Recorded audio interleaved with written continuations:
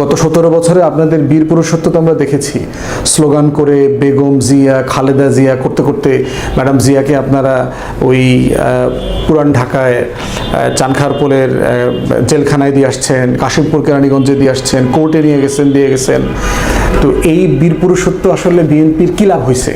28 October আমরা দেখলাম 8-10 লাখ বীর পুরুষকে 20 মিনিটের ভিতরে নাই করে দিয়েছে পুলিশ।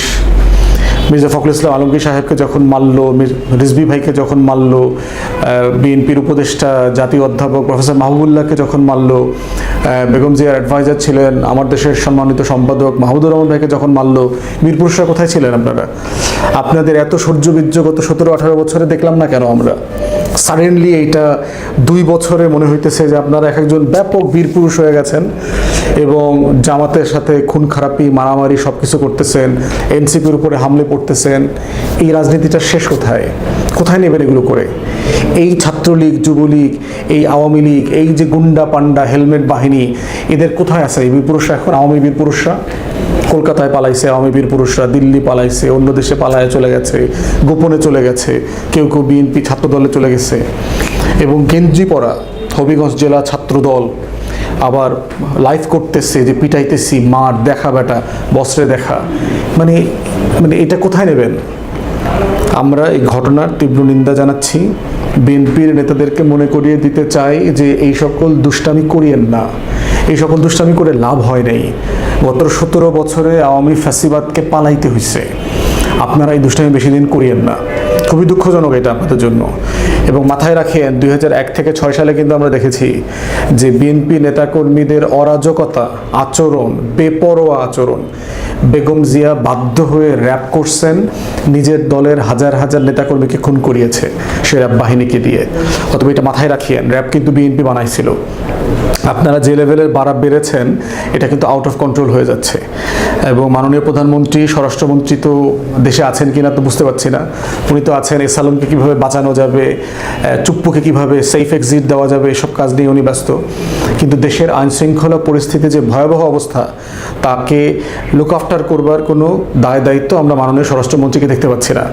এরপরে হচ্ছে নিজ দলের নেতাকর্মীদেরকে নিয়ন্ত্রণ করবার কোনো বক্তব্য দেখতে পাচ্ছি না মাননীয় প্রধানমন্ত্রীর পক্ষ থেকে। পুরোপুরি নিশ্চুপ অবস্থায় আছেন। সারা দেশে আপনার নেতাকর্মীরা যে পরিমাণ অরাজক আচরণ করতেছে, দিব্যি, লুটপাট, চাঁদাবাজি, গুন্ডামি, আর যেই বক্তব্য দিয়েছে এই বক্তব্য আবার আপনারা সত্য প্রমাণিত করলেন। চুয়াডাঙ্গাতে না ঝিনাইদা কোথায় গেল, নাসিরের বক্তব্য দেওয়ার পরে নাসিরের উপরে আপনারা এর আগে আক্রমণ করেছে বিএনপি ছাত্রদলের লোকজন, যুবদলের লোকজন। এক্স্যাক্টলি সেম জিনিস এখানে গিয়ে করলো। ওখানকার স্থানীয় বিএনপি নেতা জি.কে. গাউস ওনার বিরুদ্ধে বক্তব্য দিয়েছে, তো ওনার লোকজন এসে পিটাইছে। তো আলটিমেটলি তো নাসিরদের অথবা এনসিপি নেতাদের বক্তব্য তো সত্য প্রমাণিত হয়েছে যে আপনারা এক এক জায়গাতে এক একটা মাফিয়া হয়ে আসছেন, গুন্ডামি, বদমাইশি সব করতেছেন, মারধর। আওয়ামী মাফিয়াদের কথা একটু মাথায় রাখিয়েন। হাজী সেলিম সাহেব কোথায়? আওয়ামী মাফিয়া। আওয়ামী মাফিয়া শামীম ওসমান কোথায়? আওয়ামী আরও যারা মাফিয়া ছিল বিভিন্ন জেলায়, উপজেলায়, নিজাম হাজারি কোথায় সেসব মাফিয়া? আওয়ামী মাফিয়া আজম ও নাসির চট্টগ্রামে কোথায়? তারা কোন জায়গাতে আছেন? আপনারা এইসব মাফিয়া থেকে ছাড়া যাবেন? আরও বড় মাফিয়া হইতে পারবেন? সম্ভব? আর আপনারা এত বড় শেড কি হয়েছেন আপনারা যে আপনাদের সমালোচনা করা যাবে না? কী ধরনের গণতন্ত্র এটা? আপনারা রাজনীতি করেন, সরকারি দলের এমপি মন্ত্রী আবিজাবি, আপনাদেরকে নিয়ে কথা বলা যাবে না? মানে এইভাবেই তো ফ্যাসিবাদ তৈরি হয়েছে, আওয়ামী ফ্যাসিবাদ। অতএব মাথায় রাখিয়েন, বাংলাদেশ কিন্তু বদলে গেছে। বাংলাদেশের গণমাধ্যম আইনশৃঙ্খলা বাহিনীকে যেভাবে নিয়ন্ত্রণ করে আওয়ামী লীগ হাসিনা পেরেছে তার 10% পারবেন না। এখনও গণমাধ্যম আওয়ামী টাইপের লোকদের হাতে, এখনও হচ্ছে আইনশৃঙ্খলা বাহিনী, বাংলাদেশের ব্যুরোক্রেসির বিশাল অংশ আওয়ামী ফ্যাসিবাদের দোসর, দালাল, চাটুকার ছিল, তারাই আছে। তারা কিন্তু কেউ জিন্দাবাদের লোক হয়ে যায়নি।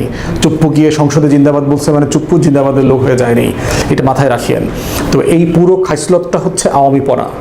তো আমরা চাইবো না শহীদ জিয়ার রাজনৈতিক দল, জাতীয়তাবাদী দল হিসাবে এই কাজগুলো আপনারা করেন। বাংলাদেশের সকল রাজনৈতিক দল, সংসদে যারা পক্ষে বিপক্ষে আছেন, তারা সবাই শহীদ জিয়ার রাজনীতিতে বিশ্বাসী, জাতীয়তাবাদী রাজনীতি করে।